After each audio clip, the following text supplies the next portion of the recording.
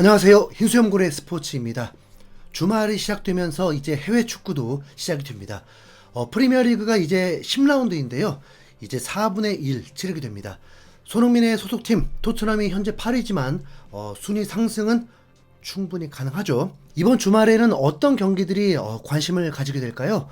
토트넘보다 높은 순위의 팀들이 부진하게 되는 게 가장 큰 목표일 텐데 이번 10경기 중에 관심 가는 경기는 먼저 뉴캐슬 대 아스날 경기입니다. 두 팀 모두 주중에 카라바오컵을 치렀고 두 팀 모두 8강에 진출을 했는데 전력상 우위는 아스날이 될 수밖에 없는데 뉴캐슬은 주중에 첼시를 꺾고 올라왔고 또 뉴캐슬은 홈에서 분명 임팩트 있는 결과를 낸 팀이기 때문에 아스날로서는 긴장을 해야 할 것입니다. 네, 우리가 원하는 건 뭐다? 무승부! 네.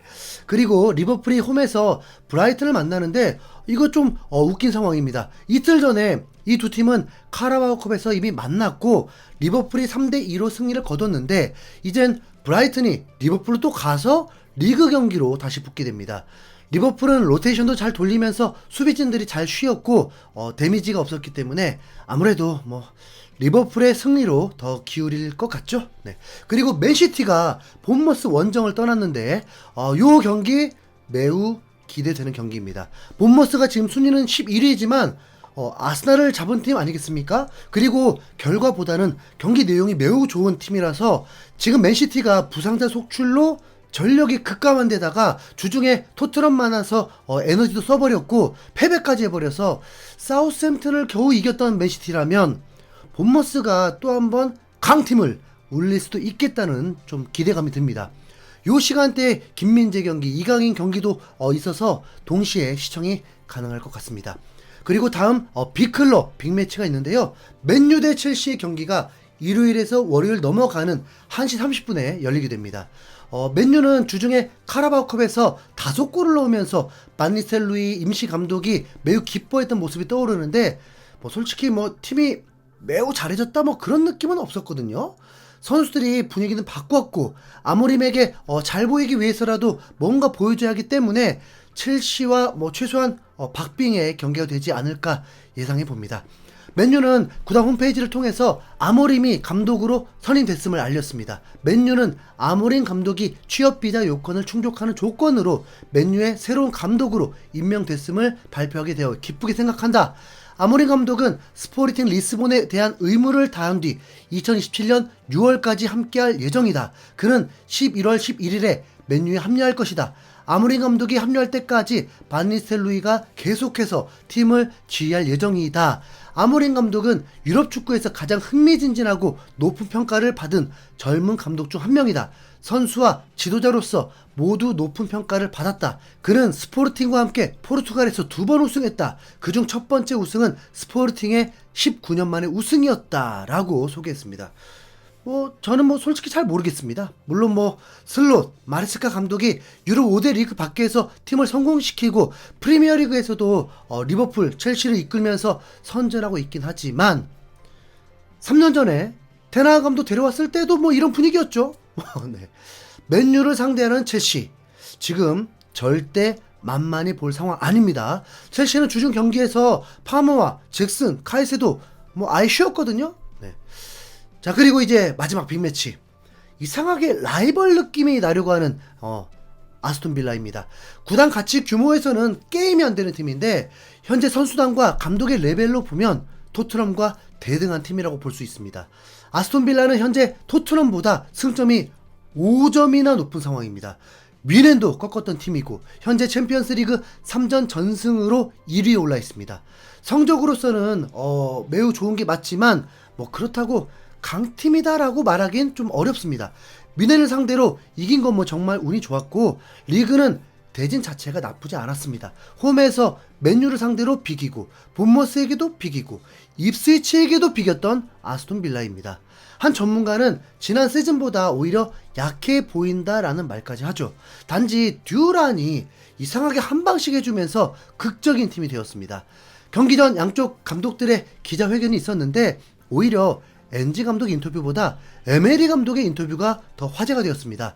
에메리 감독이 인터뷰 마지막에 이런 얘기를 해요. 우리와 그들 사이에는 여전히 큰 격차가 존재한다. 우리는 이런 생각을 하지 않으려 하지만 현실적으로 다른 7개의 팀이 우리보다 앞서 있다고 인정해야 합니다. 하지만 우리는 지난 2년간 꾸준히 나아지고 있으며 우리가 목표로 삼은 수준을 유지하기 위해 계속 노력 중입니다. 네. 여기서 그들이라 함은 토트넘을 말합니다. 지금 아스톤빌라 입장에서는 상승세거든요. 아스톤빌라는 리그에서도 아스날에게 패배한 1패밖에 없고 아스날과 승점이 같은 상황입니다. 거기다 챔스도 잘 나가요. 그래서 지들이 강팀이라고 좀 보고 있는 거죠. 네. 지금 토트넘보다 순위도 더 높고 지난 시즌 최종 순위도 토트넘보다 높았으니까요. 그런데 에메리 감독의 인터뷰 때 뉘앙스가 토트넘이 매우 좋은 팀이고 강팀이라고 합니다. 올 시즌 더 강해졌대요. 네. 뉘앙스가 거의 우승 후보인 듯 말합니다. 그래서 기자가 아스톤빌라가 토트넘과 4위 경쟁팀이냐고 묻자 단호히 아니라고 하면서 토트넘이 더 레벨이 높다고 말합니다.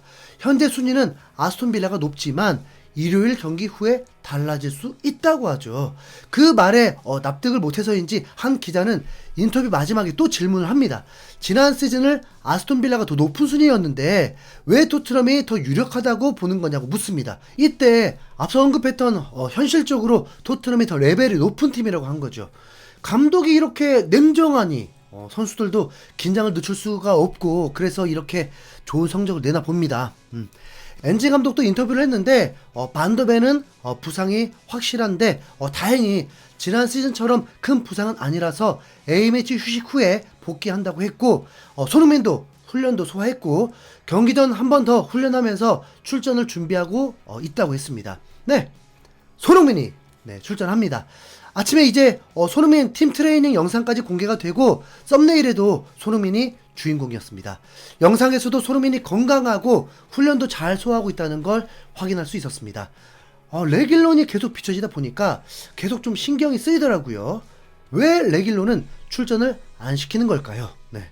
엔지 감독은 현재 토트넘이 최근 10경기 8승 2패라고 하면서 자신감이 있었고 이제 손흥민이 없을 때와 있을 때가 승률 자체가 다르기 때문에 아스톤빌라 킬러인 만큼 멋진 경기가 예고되어 있습니다.